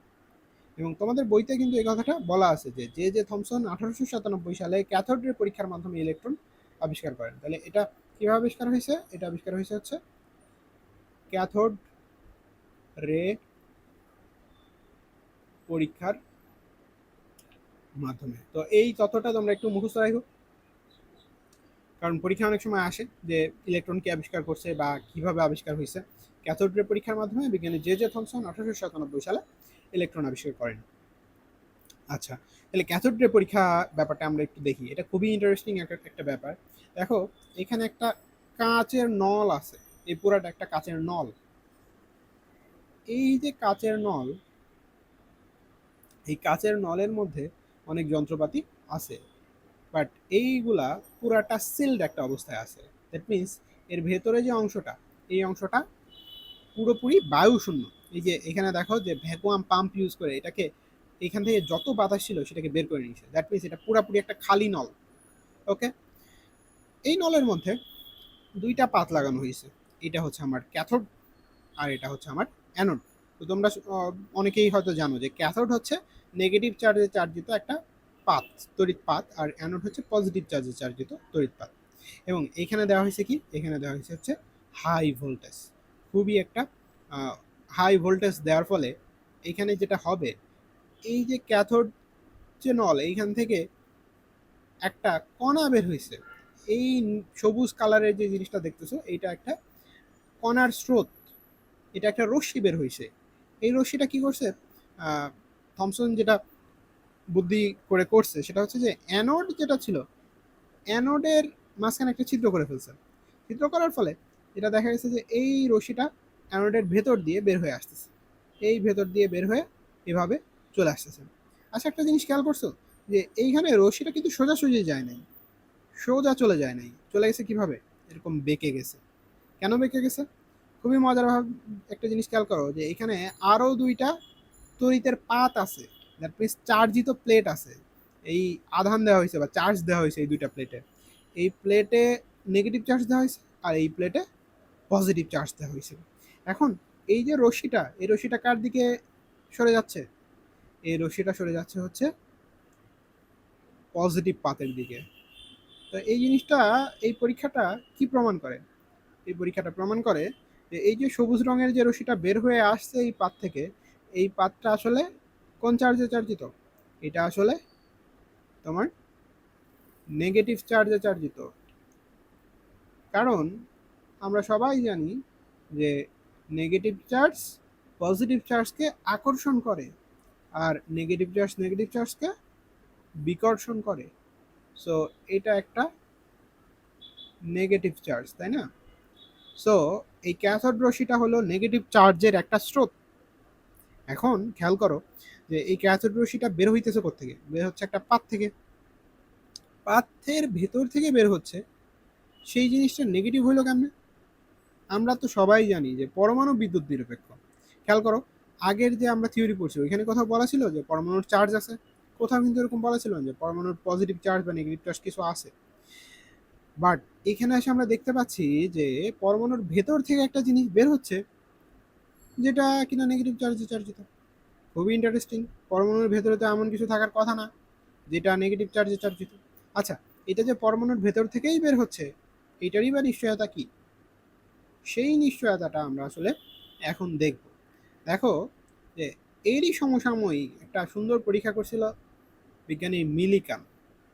মিলিকান সাহেব তেল বিন্দু দিয়ে একটা চমৎকার পরীক্ষা করে, যেটা দিয়ে এই যে ইলেকট্রনের ভর বা চার্জ পরিমাপ করে ফেলছিল।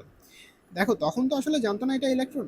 তখন যেটা করছে, খেয়াল করো যে বিদ্যুতের যে আবিষ্কার, এই আবিষ্কারটা কিন্তু অনেক আগেই হয়েছে। ইলেকট্রন, প্রোটন এগুলো আবিষ্কারের অনেক আগে কিন্তু মানুষ বিদ্যুতের যে ধর্ম সেটা সম্পর্কে জানতো। একটা জিনিস পজিটিভ চার্জে চার্জিত হয়, কখন নেগেটিভ চার্জে চার্জিত হয়, কখন এইসব জ্ঞান মানুষের ছিল। তো তোমরা ফিজিক্সের বইতে কিন্তু পড়ে আসছো যে যারা তড়িতের চ্যাপ্টার পড়ছো বা তড়িৎ সম্পর্কে হালকা পাতলা জ্ঞান আছে তারা সবাই জানো যে কোনো জিনিসকে ঘষলে, শীতকালে যেমন ধরো যে আহ, আমাদের চুলের সাথে চিরুনি যদি ঘষো তাহলে কি হয়, ওইটা একটু চার্জে চার্জিত হয়, ওইটা একটা একটু ছোট কাগজকে আকর্ষণ করে, তাই না? তো এভাবে ঘর্ষণের মাধ্যমে কিন্তু চার্জ উৎপাদন করা যায়। এখন মিলিকান সাহেব যেটা করতে চাইছে সেটা হচ্ছে যে সে এই চার্জকে মাপতে চাইছে। কিভাবে মাপছে? সে দেখতে চাইছে যে আচ্ছা, কঠিন পদার্থে ঘর্ষণ হইলে যেরকম চার্জ উৎপন্ন হয়, তরল পদার্থেও কি এরকম চার্জ উৎপন্ন হয়? সেটার জন্য সে সুন্দর একটা ইয়া লাগাইছে, একটা এক্সপেরিমেন্টাল সেট আপ লাগাইছে। তো সে কি করছে যে এইখানে একটা স্প্রেয়ারের মাধ্যমে, স্প্রের মধ্যে নিয়ে নিছে হচ্ছে তেল, অয়েল নিয়ে নিছে। এই অয়েলকে এরকম স্প্রে করছে। ব্যাপারটা অনেকটা ওই যে পারফিউমের বোতলের মধ্যে তোমার যদি তেল ভরে এরকম স্প্রে করো তাহলে যে ঘটনাটা ঘটবে, স্প্রে করলে কি হবে যে খুবই ক্ষুদ্র ক্ষুদ্র তেলের কণা এরকম ছড়ায় ছিটে চলে যাবে, তাই না? তো যেহেতু এইটা একটা ক্ষুদ্র নলের মধ্য দিয়ে তেলটা আসতেছে, তো কি হবে, এই তেলটা একটা চার্জে চার্জিত হয়ে যাওয়ার কথা। যদি ঘর্ষণের ফলে চার্জ উৎপন্ন হয় তাহলে এই তেলটা, এই তেলের বিন্দুগুলো কিন্তু চার্জিত হয়ে থাকবে। তো মিলিকান যেটা করলো যে এই যে চার্জিত তেলকে ড্রপ আকারে নিচে পড়তে দিল একটা ছোট ছিদ্রের মধ্য দিয়ে, এবং সে এইখানে দেখো একটা পজিটিভ পাথ রাখছে আর এখানে একটা নেগেটিভ পাথ রাখছে। এখন যখনই এই পাথগুলা প্রথমে ধরো চার্জিত নাই, প্রথমে ধরো চার্জ দেওয়া হয় নাই বা এর সাথে কোনো তড়িতের উৎস বা ইলেকট্রিসিটির উৎস যোগ করা হয় নাই, কোনো ব্যাটারি ট্যাটারি কিচ্ছু নাই, তখন কি হবে, তখন এই তেলের ফোঁটাগুলো হালকা মানে একটা সার্টেইন বেগ নিয়ে নিচের দিকে পড়তে থাকবে, তাই না?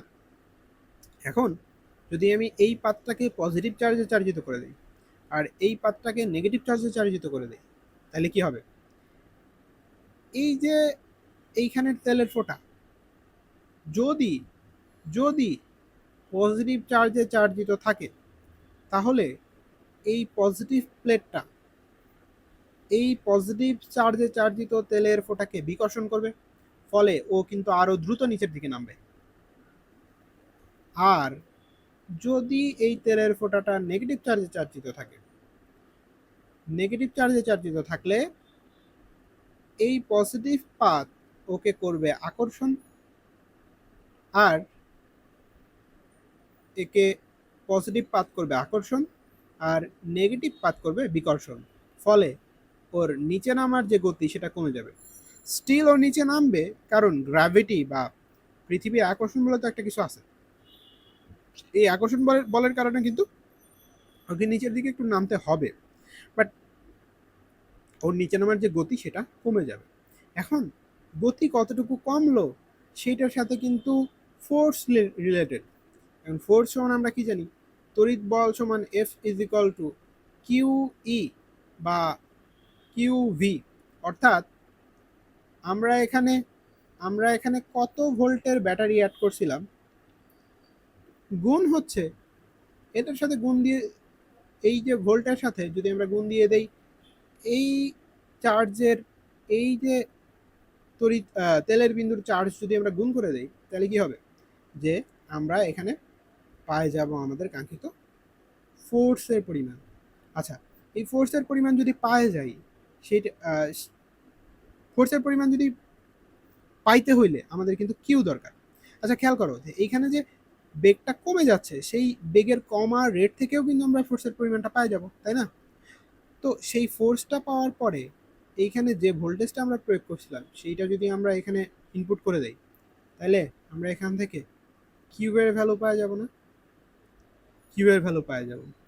এবং এইখানে এটা কি হারে কম নিচের দিকে পড়তেছে সেটা কিন্তু তুমি সেটাও কিন্তু ক্যালকুলেট করতে পারতেছো এবং সেখান থেকে তুমি কিন্তু এটার ভরটাও পাওয়া যাবা।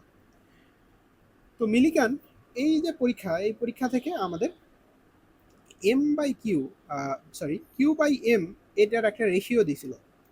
অর্থাৎ একটা চার্জের ভর কেমন এবং তার চার্জ কেমন তার একটা রেশিও সে হচ্ছে আমাদেরকে দিছিল। তো এইটা তোমার বইতে একটু উল্লেখ করা আছে, সেই জন্য আসলে দেখালাম। আমার দৃঢ় বিষয় যে তুমি এটা পুরোপুরি আসলে বোঝো নাই, কারণ এটা আরো একটু কমপ্লেক্স এক্সপেরিমেন্ট। আমরা আসলে পুরোটা বোঝানোর ট্রাইও করি নাই। আমাদের মূল উদ্দেশ্য হচ্ছে যে এরকম একটা এক্সপেরিমেন্টের মাধ্যমে যেটা সে করছিল সেটা ইলেকট্রনের ভর আর চার্জ পরিমাপ করতে পারছিল। তো ইলেকট্রনের ভর পরিমাপ করে দেখা গেল যে এদের ভর আসলে একটা ক্ষুদ্রতম পরমাণুর ভরের থেকেও অনেক অনেক ক্ষুদ্র। তাহলে আমরা এখান থেকে যে ডিসিশন নিলাম, আমরা একটু ডিসিশনটা লিখি। দেখো, এই যে আমাদের এক্সপেরিমেন্ট ক্যাথোড রে পরীক্ষা, ক্যাথোড রে পরীক্ষা এবং মিলিকানের তেলবিন্দু পরীক্ষা থেকে কিছু ডিসিশন আমরা নিলাম। এই ডিসিশনের প্রথম ডিসিশন হচ্ছে যে পরমাণুর অভ্যন্তরের পরমাণুর অভ্যন্তরে ঋণাত্মক চার্জ যুক্ত, কারণ আমরা ক্যাথোড রে পরীক্ষা থেকে দেখছি যে ঋণাত্মক চার্জ যুক্ত ক্যাথোড রে আছে। এটা কথাটা এভাবে লিখি যে অভ্যন্তর থেকে ঋণাত্মক চার্জযুক্ত ক্যাথোড রশ্মি বের হয়, তাই না? এই ক্যাথোড রশ্মিগুলা যেহেতু ঋণাত্মক চার্জযুক্ত, এই ক্যাথোড রশ্মিগুলা যেটা দিয়ে তৈরি, ক্যাথোড রে এর গঠন উপাদান, এইটাকে তখন নাম দেওয়া হয়েছে ইলেকট্রন। কি নাম দেওয়া হয়েছে? ইলেকট্রন, যেটাকে আমরা এখন খুব ভালো মতো চিনি। এবং এই ইলেকট্রনের যে ভর, ইলেকট্রনের ভর এটা পরমাণুর ক্ষুদ্রতম পরমাণুর থেকেও অনেক ক্ষুদ্র। ক্ষুদ্রতম পরমাণু হতেও অনেক ক্ষুদ্র। তাহলে আমরা কি বুঝলাম? ইলেকট্রনের ভর পরমাণু থেকেও ক্ষুদ্র, আবার এই ইলেকট্রনটা বের হয়ে আসতেছে পরমাণুর ভেতর থেকে। তাহলে ইলেকট্রন আসলে কোথায় থাকবে? ইলেকট্রন কিন্তু পরমাণুর ভেতরেই থাকে। তাইলে পরমাণুর ভেতর থেকে একটা ঋণাত্মক চার্জযুক্ত জিনিস বের হয়ে আসতেছে। এখন খেয়াল করো যে এতদিন আমরা যে জিনিসটা জানতাম, অর্থাৎ এই পরীক্ষার আগে 1897 সালের আগে মানুষ যেটা জানতো যে পরমাণু অবিভাজ্য, পরমাণু অবিভাজ্য, যে কথাটা ডাল্টন বলছিল বা ডেমোক্রিটাস বলছিল যে এটাকে আর ভাঙা যাবে না। ডেমোক্রিটাস ডাল্টনও কিন্তু সেটার সাথে দ্বিমত পোষণ করে নাই যে পরমাণু অবিভাজ্য। এই যে কথা, এই কথাটা এখন কি আর ঠিক থাকলো? এই যে পরমাণুকে যে আর ভাঙা যাবে না, এই কথাটা কি ঠিক থাকলো? এই কথাটা কিন্তু ঠিক থাকলো না। কারণ আমরা দেখতে পাচ্ছি পরমাণুর ভেতর থেকে একটা ঋণাত্মক চার্জ বের হয়ে আসতেছে, একটা ঋণাত্মক চার্জযুক্ত কণা বের হয়ে আসতেছে, এবং সেটার নাম দিলাম আমরা হচ্ছে ইলেকট্রন। তো ইলেকট্রনের কারণে আমাদের কথাটা ঠিক থাকতেছে না। এখন খেয়াল করো যে পরমাণু ওভারঅল বিদ্যুৎ নিরপেক্ষ কিনা। আমরা আগের থেকেও জানি যে পরমাণু হইতে হলে কোনো জিনিসকে যখন আমরা পরমাণু বা অ্যাটম ডাকি, সেটাকে আমরা বলি হচ্ছে পরমাণু। সেটাকে আমরা অবশ্যই জানি সেটা বিদ্যুৎ নিরপেক্ষ বা চার্জ নিরপেক্ষ।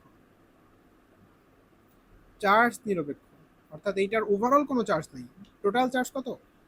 Total charge 0। তো টোটাল চার্জ একটা জিনিসের টোটাল চার্জ 0, দ্যাট মিনস খেয়াল করো যে এই জিনিসটার টোটাল চার্জ 0। আবার আমি বলতেছি যে এইটার ভেতরে নেগেটিভ চার্জ আছে। আচ্ছা ভাই, কোনো কিছুর ভেতরে নেগেটিভ চার্জ আছে এবং বাইরে থেকে তুমি দেখবা সেটার ওভারঅল চার্জ 0, সেটা পসিবল? হ্যাঁ, সেটা তখনই পসিবল যখন কিনা এই নেগেটিভ চার্জের কাউন্টার চার্জ হিসেবে এইখানে একটা পজিটিভ চার্জও থাকবে। তাইলে যখনই ইলেকট্রন আবিষ্কার হয়েছে, যখনই ইলেকট্রন আবিষ্কার হয়েছে তখনই সায়েন্টিস্টরা কিন্তু বুঝে ফেলছে পরমাণুর ভেতরে পজিটিভ চার্জযুক্ত একটা জিনিস আছে, এটার নাম তারা দিয়ে দিল প্রোটন। তাইলে এখন পর্যন্ত আমরা বুঝতে পারলাম যে পরমাণু আসলে অবিভাজ্য না, এটার ভেতরে ইলেকট্রন আর প্রোটন আছে, যার মধ্যে ইলেকট্রনের চার্জ নেগেটিভ, ইলেকট্রনের চার্জ নেগেটিভ আর প্রোটনের চার্জ পজিটিভ। সো এই যে পজিটিভ আর নেগেটিভ চার্জ, এরা পরমাণুর ভেতরে অবস্থান করতেছে। তাহলে অবশ্যই পরমাণুর ভেতরের গঠনটা কেমন সেইটা জানার জন্য মানুষের আগ্রহ জন্মাবে খুব স্বাভাবিকভাবেই। পরমাণুর ভেতরের এই জিনিসগুলা পরমাণুর বিভিন্ন ধর্মকে অ্যাফেক্ট করবে, সেই ধর্মগুলা কী রকম সেটা জানার জন্য মানুষ কৌতূহলী হয়ে গেল। এবং সেই কৌতূহল থেকেই বিজ্ঞানী থমসন সাহেব একটা চমৎকার মডেল দিয়ে দিলেন। তিনি বললেন যে আরে ভাই, পরমাণুর ভেতর থেকে বের হয়ে আসতেছে কি? বের হয়ে আসতেছে দেখো ঋণাত্মক চার্জ। ধনাত্মক চার্জ কি কখনো বের হয়ে আসতেছে? না, ধনাত্মক চার্জ কি কখনো বের হইতে দেখে নাই। সেটা বের করা খুবই টাফ। কারণ আজকের দিনে কিন্তু তুমি জানো যে ধনাত্মক চার্জটা কই থাকে। ধনাত্মক চার্জটা থাকে হচ্ছে নিউক্লিয়াসে, ও কিন্তু বের হইতে পারে না। বের হইতে পারে কি? ইলেকট্রন। তো খুব স্বাভাবিকভাবেই ইলেকট্রন বাইরের কক্ষপথে থাকে, দ্যাটস ওয়াই সেটা বের হইতে পারে। কিন্তু তখনকার দিনে মানুষের কিন্তু এটা জানা ছিল না যে ইলেকট্রন কোথায় থাকে, প্রোটন কোথায় থাকে, এত কিছু তখনও মানুষ জানে না। যেটা জানে সেটা হচ্ছে যে এর ভেতরে ইলেকট্রন আছে, প্রোটন আছে। তো সেই ধারণা থেকে, এবং আরো একটা জিনিস জানি সেটা হচ্ছে যে ইলেকট্রনটা বের হয়ে আসতে পারে, যে পরমাণুর অভ্যন্তর থেকে এই ক্যাথোড রশ্মি বের হয় যেটা হচ্ছে মূলত ইলেকট্রন। তাহলে ইলেকট্রন বের হয়ে আসতেছে, প্রোটন বের হচ্ছে না। এর কারণ কি? এর কারণ হচ্ছে থমসন মডেল দিল, যে এই মডেলটা আমরা একটু ডিটেলসে পড়বো, কারণ এই মডেল থেকে আমরা নেক্সট মডেলটা ডেভেলপ করতে চাই। দেখো, থমসন সাহেব বলল যে ওভারঅল পরমাণুটা একটা পজিটিভ চার্জে চার্জিত গোলক। এই যে লাল অংশটা দেখতে পাচ্ছ, আমরা একটু অন্য কালি দিয়ে দেখাই। এই যে লাল অংশটা দেখতে পাচ্ছ, এই অংশটাকে সে বলতেছে একটা নিরেট গোলক। নিরেট গোলক যেটা কিনা পজিটিভ চার্জে চার্জিত, পুরাটা একটা পজিটিভ চার্জের নিরেট গোলক। এবং এই গোলকের জায়গায় জায়গায় এরকম ছড়ায় ছিটে আছে ছোট ছোট ইলেকট্রন, ছোট ছোট ঋণাত্মক চার্জ বা ইলেকট্রন। তো এইগুলাকে সে বলতেছে হচ্ছে ইলেকট্রন। এটার বিশেষ যুক্তি কি? এটার বিশেষ যুক্তি হচ্ছে যে কোনোভাবে যদি এখানে একটু ধাক্কা টাক্কা দাও, তাহলে কোনটা বের হবে? এই ধনাত্মক গোলক যেটা, ওটা তো বের হওয়ার কিছু নাই, ওটা তো নিরেট। এখান থেকে এই যে একটু ফোর্স দিলে কিন্তু ইলেকট্রনটা বের হয়ে আসবে। তো সে বলছে যে যেহেতু ইলেকট্রনটাই বের হয়ে আসে, সো ইলেকট্রনটা এরকম ছড়ায় ছিটে আসে, আর ভেতরে এরকম সুন্দরভাবে একটা নিরেট গোলকের পজিটিভ চার্জ আছে। তো এটা একটু ভিজুয়ালাইজ করার জন্য এটাকে আমি অনেক সময় বলি তরমুজ মডেল। তরমুজ মডেল, বই খাতাতে অনেক সময় এটাকে প্লাম পুডিং মডেল বলে। তো প্লাম পুডিং জিনিসটা কি? এটাকে অনেক সময় বলা হচ্ছে plum pudding model. Plum pudding ব্যাপারটা হচ্ছে যে তোমরা যারা পুডিং খাইছো, পুডিং এর মধ্যে কিশমিশ থাকে, তো কিশমিশটা পুডিং এর মধ্যে এরকম ছড়ায় ছিটায় থাকে।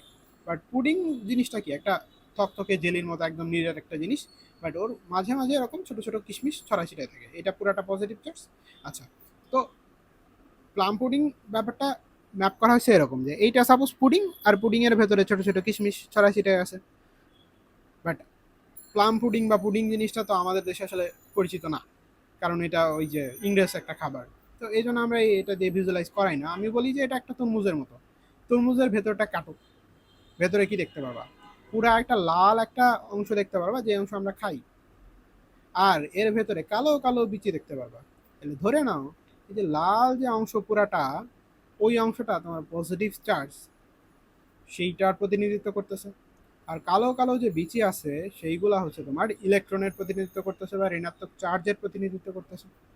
এই ইলেকট্রনগুলা বের হয়ে আসতে পারতেছে, বাট পজিটিভ চার্জটা তো পুরাটা একটা নিরেট গোলক, সো বের হইতে পারতেছে না। তো এই হচ্ছে থমসনের মডেল।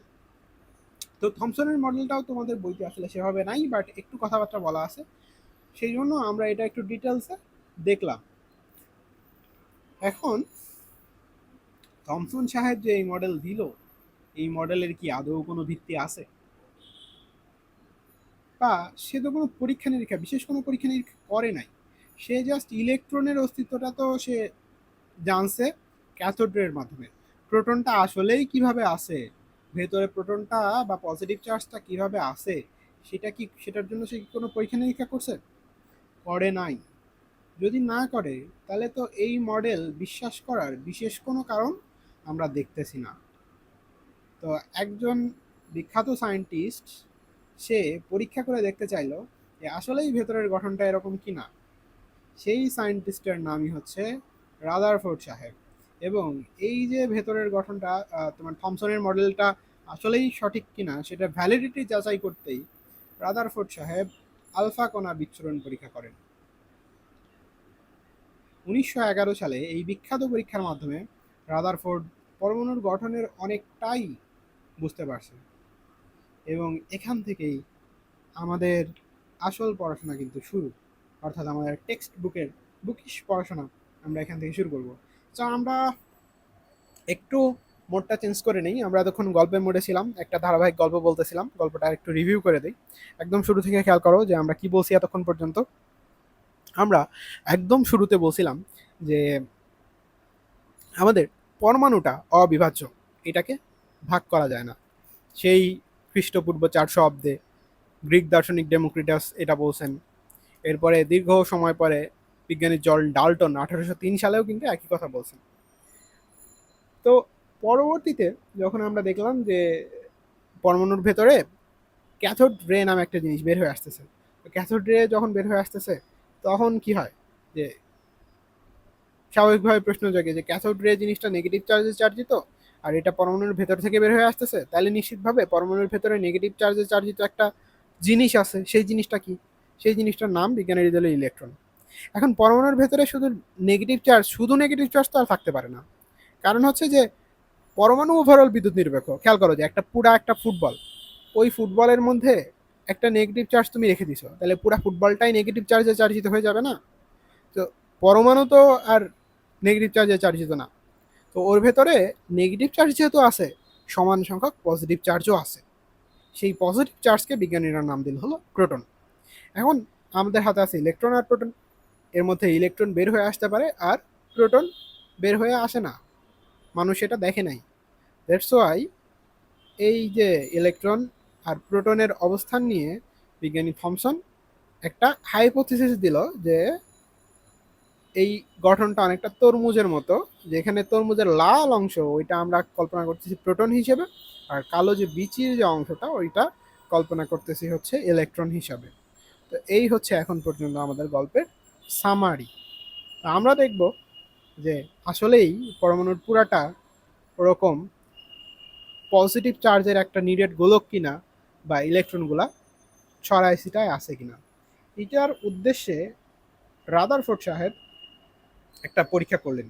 এই পরীক্ষার নাম হচ্ছে আলফা কণা বিচ্ছুরণ পরীক্ষা বা স্বর্ণপাত পরীক্ষা। তো এই পরীক্ষা রাদারফোর্ড কি নিছে? রাদারফোর্ড প্রথমেই নিয়ে নিছে হচ্ছে আলফা কণা।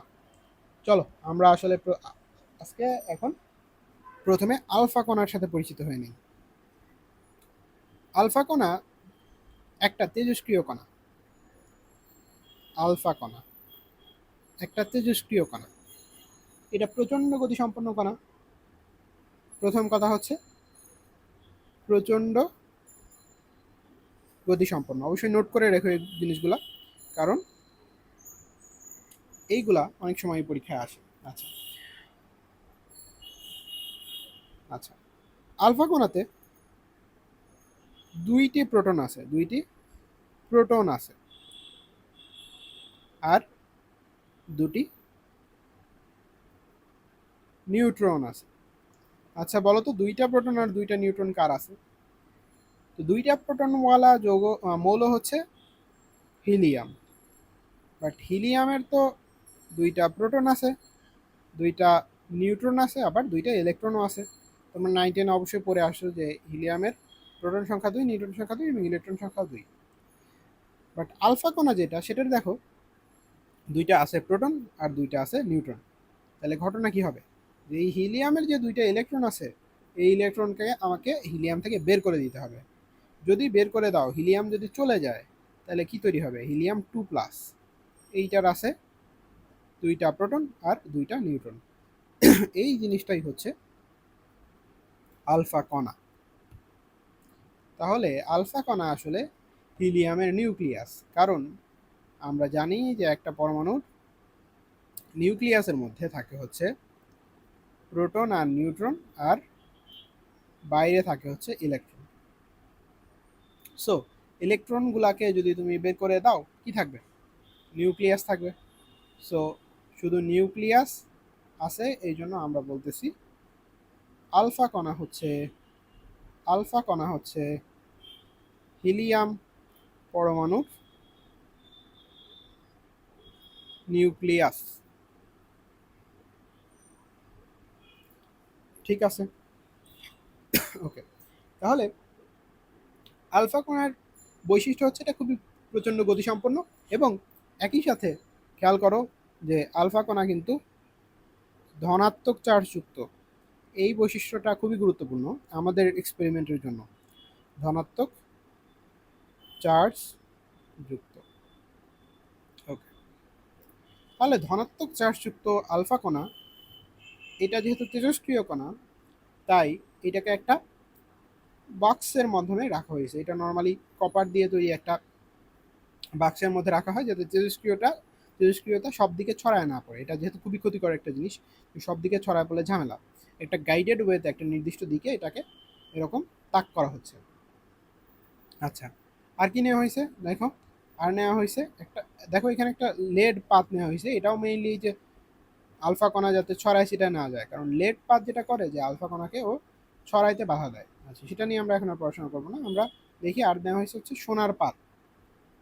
তো এই যে সোনার পাত, আরেকটা জিনিস নেওয়া হয়েছে, দেখো আমরা আরেকটা পেজ নেই। 2 নাম্বার যে জিনিসটা নেওয়া হয়েছে এটা হচ্ছে 1 নাম্বার। 2 নাম্বার যে জিনিসটা নেওয়া হয়েছে এটা হচ্ছে সোনার পাত। তো এই সোনার পাত খুবই পাতলা, খুবই পাতলা একটা সোনার পাত নেওয়া হয়েছে। এটার পুরুত্ব হচ্ছে 0.0004 সেন্টিমিটার, অর্থাৎ কিনা 4 × 10⁻⁵ মিটার। এত পাতলা একটা সোনার পাত নেওয়া হয়েছে। কেন নেওয়া হয়েছে? কারণ আমাদের উদ্দেশ্য হচ্ছে যে এই যে আলফা কণা এখানে আছে, এর ভেতরে আছে হচ্ছে আলফা কণা বা হিলিয়াম 2+, এইটা খুব জোরে যায় এই সোনার পাতকে আঘাত করবে। সোনার পাত যেহেতু খুবই পুরু, তাই এটার ভেতরে লেয়ারে যে পরমাণু আছে ওই পরমাণুর লেয়ার কিন্তু খুব বেশি পুরু না, খুব বেশি পরমাণু এক লেয়ারে নাই। ফলে কি হবে, এই আলফা কণা যখন ওইখানে আঘাত করবে তখন দেখো কি হওয়া উচিত।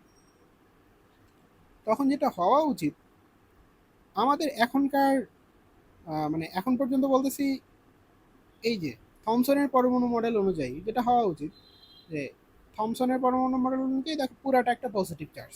এখন আলফা কণা এসে যদি ওকে আঘাত করে, দেখো হিলিয়াম 2+, আলফা কণা আসে যদি ওকে আঘাত করে, তো এইটা পজিটিভ চার্জ দিত।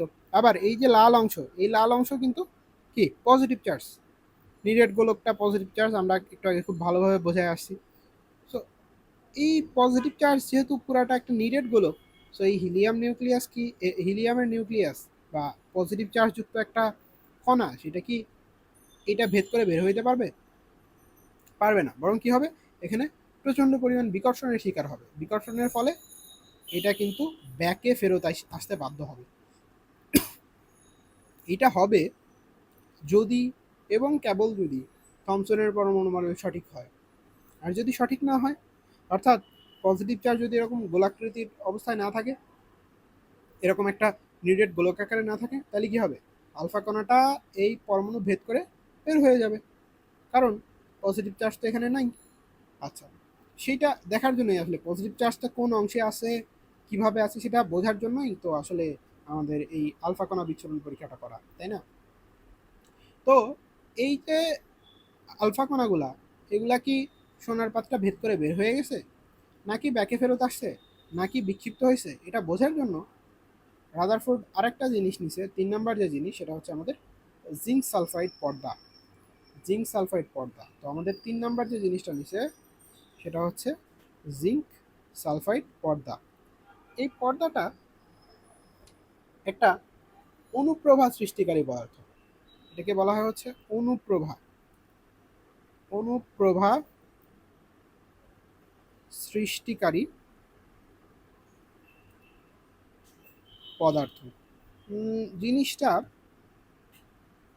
অনেকটা একটা পর্দা, এই পর্দার উপরে তুমি হচ্ছে একটা লাইট ছুঁড়ে মারছো, তাহলে কি হবে? এটা খানিকটা অংশ আলোকিত হবে, এরকম, তাই না? তো এখানে যেটা হয় যে জিঙ্ক সালফাইড পর্দা, সাপোজ এটা জিঙ্ক সালফাইড পর্দা, তো যদি এটার উপর আলফা কণা বা তেজস্ক্রিয় কণা এসে পড়ে, তাহলে যেইখানে এসে পড়ছে ওইখানে আলোকিত হয়ে যাবে। এই জিনিসটাকে আমরা বলতেছি অনুপ্রভা। তো এই অনুপ্রভা সৃষ্টিকারী পদার্থ দিয়ে মূলত মূলত আলফা কণাকে ট্রেস করতেছি আমরা, কোথায় আলফা কণা যাচ্ছে সেটা ট্রেস করতেছি। তাহলে কাহিনী কি হচ্ছে এখানে, যে আলফা কণা যদি সোনার পাতের উপর পড়ে, তাহলে হয় ও এভাবে বিক্ষিপ্ত হয়ে এদিকে চলে যাবে অথবা এদিকে চলে আসবে। যদিও এটা সোনার পাত্র ভেদ করতে পারে, তাহলে এই যে জিঙ্ক সালফাইড পর্দা যে আছে, এই পুরাটাই কিন্তু জিঙ্ক সালফাইড পর্দা দিয়ে এরকম ইয়া করে দেওয়া, চারপাশ দিয়ে ঘেরা দেওয়া। ফলে এটা হবে যে এইখানে যদি ভেদ করে, তাহলে কিন্তু সাথে সাথে এই জিঙ্ক সালফাইড পর্দায় একটা আলো জ্বলে উঠবে, এবং সেই আলোকে ট্রেস করে আমরা বুঝতে পারবো যে কতগুলা আলফা কণা এই সোনার পাতকে ভেদ করছে আর কতগুলা আসলে ব্যাকে ফেরত আসছে। যদি আমরা দেখি বেশিরভাগ আলফা কণাই এরকম যায় আবার ব্যাকে ফেরত আসছে, তাই আমরা বুঝবো থমসনের পরমাণু মডেল সঠিক, অর্থাৎ থমসন যেটা বলছিল যে পরমাণু একটা নিরেট গোলক, সেটা সঠিক। বাট যদি আমরা দেখি যে অধিকাংশ আলফা কণা এই যে সোনার পাত সেইটাকে ভেদ করে চলে গেছে, তাহলে আমরা বুঝবো যে থমসন যা বলে গেছে সেটা সঠিক না, বরং পজিটিভ যে চার্জগুলো আছে সেটা খুবই ক্ষুদ্র একটা জায়গায় আবদ্ধ থাকে, আর নেগেটিভ চার্জগুলো তো অবশ্যই চারপাশে ছড়াছিটা আছে, ওটা নিয়ে আমাদের কোনো কথাবার্তা নাই আপাতত। আগে যা বলছে ওইটাই। আচ্ছা, তাহলে এই হচ্ছে পরীক্ষার সেট আপ। তাহলে অবশ্যই তোমাদের এখন পরীক্ষার রেজাল্ট দেখাইতে হবে। পরীক্ষার রেজাল্ট কি?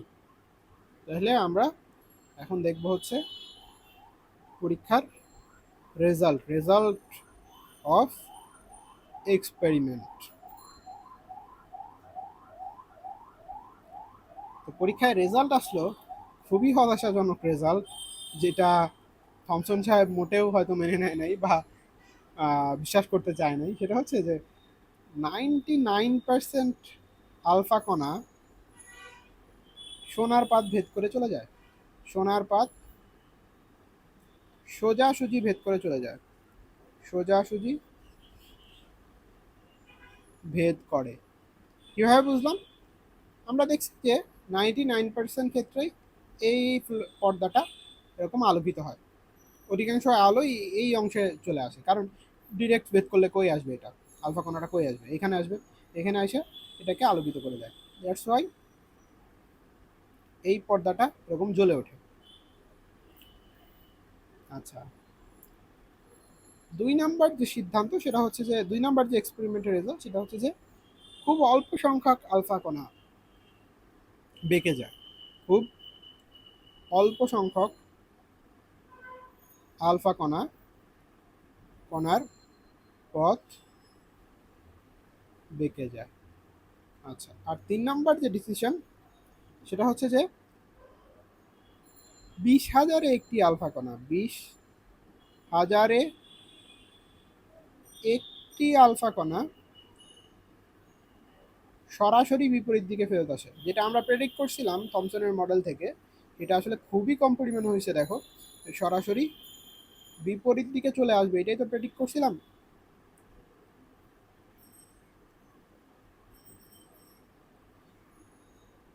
তো এটার পরিমাণটা খুবই নগণ্য। তার মানে আমরা বলতে পারি যে পজিটিভ চার্জ আসলে এভাবে থমসনের পরমাণু মডেল অনুসারে যেভাবে দেখানো হয়েছে যে একটা নিরেট গোলক আকারে পুরা পরমাণুর মধ্যে বিস্তৃত থাকে, এভাবে থাকে না, থাকে খুবই ক্ষুদ্র একটা জায়গায়। দ্যাটস ওয়াই এই পুরা অংশটা আসলে ফাঁকা, আর খুব ক্ষুদ্র জায়গায় আছে পজিটিভ চার্জ, আর বাইরে ছড়ায় সেটায় কোনোভাবে আসে হচ্ছে ইলেকট্রন।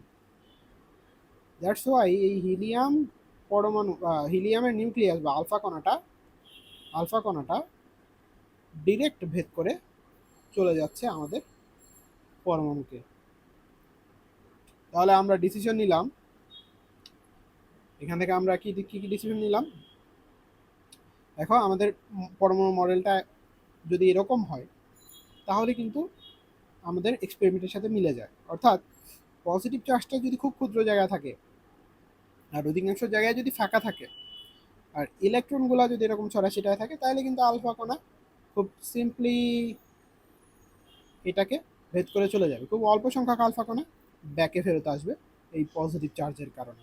এখন তোমাদের মধ্যে অনেক বুদ্ধিমান যারা তারা প্রশ্ন করতে পারে, আচ্ছা ভাইয়া ইলেকট্রন যে আছে এই ইলেকট্রন তো নেগেটিভ চার্জে চার্জিত আর আলফা কণা তো পজিটিভ চার্জে চার্জিত, তাহলে আলফা কণা যখন ভেতর দিয়ে যাবে তখন এই ইলেকট্রন কি তাকে আকর্ষণ করে রেখে দিবে না? হ্যাঁ রেখে দিবে, বাট প্রবলেম হইলো যে আলফা কণা প্রচণ্ড গতিসম্পন্ন একটা কণা এবং একই সাথে ইলেকট্রনের তুলনায় অনেক অনেক অনেক গুণ ভারী কণা। দ্যাটস ওয়াই ইলেকট্রন আকর্ষণ করলেও ওকে ওরকম থামাইতে পারবে না, আলফা কণাটা চলে যাবে। তো আশা করি আমরা রাদারফোর্ডের পরমাণু মডেলের যে প্রেক্ষাপট সেটা বুঝে গেছি। আমরা মূলত কিছু ডিসিশন নিলাম এখানে। আমাদের ডিসিশনগুলো একটু লিখে ফেলি যে আমাদের এক্সপেরিমেন্ট থেকে ডিসিশন আসলো যে পরমাণুর অধিকাংশ স্থানই ফাঁকা। পরমাণুর অধিকাংশ স্থানই ফাঁকা। একটা মজার জিনিস খেয়াল করো, অনেক অনেক বছর আগে আমরা যখন প্রথম মডেলটা পড়ছি, কার মডেল পড়ছি প্রথমে? একদম শুরুতে ডেমোক্রিটাসের যে মডেল পড়ছি সেখানেও কিন্তু এই কথাটা বলা ছিল, অ্যাটমের অধিকাংশ জায়গায় ফাঁকা। খেয়াল করো, ডেমোক্রিটাস সাহেব কিন্তু পরীক্ষা নিরীক্ষা করেন নাই, জাস্ট চিন্তা দিয়ে বুদ্ধি দিয়ে এই জিনিসটা সে বের করে ফেলছিল। তাহলে বুঝতেই পারতেছো যে কতটা বুদ্ধিমান, কতটা চিন্তা করলে এই জিনিসটা পারা যায়। তো প্রাচীনকালের যেসব গ্রিক দার্শনিক আছেন তারা আসলে অনেক অনেক ভুল মতবাদ দিছে, এটা সত্য, কিন্তু এরকম কিছু যুগান্তকারী কথাবার্তা বলে গেছে বা যুগান্তকারী কিছু সূচনা করে গেছে বলেই কিন্তু আমরা আজকের দিনে এইসব পড়াশোনা এত অর্গানাইজভাবে পাচ্ছি, তাই না? সো আমার পরামর্শ হচ্ছে যে ভুল বলো বা সঠিক বলো, তোমার অ্যাটেম্প নেওয়া উচিত। সো দ্যাটস ওয়াই ভুল হয়ে গেলে নিজেকে ছোট মনে করবে না, বরং বড় বড় মনীষীরাও অনেক ভুল করছে, তুমিও ভুল করো, কিন্তু নিজের সেই ভুলটাকে শুধরে নিতে শেখো বা সেই ভুলটাকে স্বীকার করে নিতে শেখো, তাহলেই যথেষ্ট। আচ্ছা, পরমাণুর অধিকাংশ স্থানই ফাঁকা, এটা একটা ডিসিশন আমরা নিলাম। আর একটা ডিসিশন নিলাম হচ্ছে যে আহ, ধনাত্মক চার্জ, ধনাত্মক চার্জ খুবই অল্প জায়গায় অবস্থান করে, তাই না? আচ্ছা, আরও কিছু ডিসিশন নেওয়া হয়, সেটা হচ্ছে যে ধনাত্মক চার্জের যে পরিমাণ, রাদারফোর্ড এখান থেকে কিছু ক্যালকুলেশন করেন আসলে, সেই ক্যালকুলেশন থেকে তিনি আরও কিছু ডিসিশন নেন। সেটা হচ্ছে যে ধনাত্মক চার্জের পরিমাণ আসলে পারমাণবিক সংখ্যার সমান, পারমাণবিক সংখ্যার সমান। আচ্ছা, আরও কিছু ডিসিশন তিনি নেন যে এই যে ধনাত্মক চার্জ যেখানে থাকে এইটাকে তিনি বলেন হচ্ছে নিউক্লিয়াস, এটাকে বলেন হচ্ছে, এটাকে নাম দেন নিউক্লিয়াস। আচ্ছা, তো এই হলো আমাদের ডিসিশন, বাট তার মতবাদটা কিন্তু আমরা এখনো ক্লিয়ারলি লিখি নাই। সো নেক্সট ক্লাসে আমরা আসলে ওইখান থেকেই শুরু করব, ব্রাদারহুডের পরমাণু মডেলের ডিটেলস আলোচনা, সেটার সীমাবদ্ধতা, স্বীকার্য সীমাবদ্ধতা, এবং ওইটা থেকে বোর্ডের পরমাণু মডেলে যাব এবং সেখানে কিছু ম্যাথও আমরা করব। সো এই ক্লাস মূলত গল্পের ক্লাস ছিল। তোমাদের কেমন লাগছে সেটা একটু কমেন্টে আমাকে জানাও। ক্লাসটা খুব বেশি ফাস্ট হয়ে যাচ্ছে কিনা, আরও স্লো কথা বললে তোমাদের সুবিধা হয় কিনা সেটাও জানাও। এবং সবচেয়ে বড় পরামর্শ যেটা, সেটা হচ্ছে যে মুখস্থ করার ট্রাই না করে একটু বোঝার ট্রাই করো। কারণ বইতে অনেক কথাই ডট আকারে বলা থাকে, একটা কথা বলা আছে আরেকটা কথা বলা আছে, দুইটার মধ্যে কোনো লিঙ্ক আপ নাই, কিন্তু এই লিঙ্ক আপটা খোঁজার ট্রাই করো। বইতে সবসময় সব কথা বলা থাকে না। আমি এখানে যেরকম লিঙ্ক আপ করে দিছি, এরকম অনেক লিঙ্ক আপ কিন্তু করা যেতে পারে। সো আমরা নেক্সট দিন রাদারফোর্ডের পরমাণু মডেল, বোরের পরমাণু মডেল সম্পর্কে পড়াশোনা করব। সো আশা করছি যে তুমি রেগুলার ক্লাস করবা, এবং নেক্সট দিন কিন্তু তোমাদের জন্য বেশ কিছু কোশ্চেন থাকবে, এই কোশ্চেনগুলো পরীক্ষায় আসার মতো। তো ততদিন পর্যন্ত ভালো থেকো। আসসালামু আলাইকুম।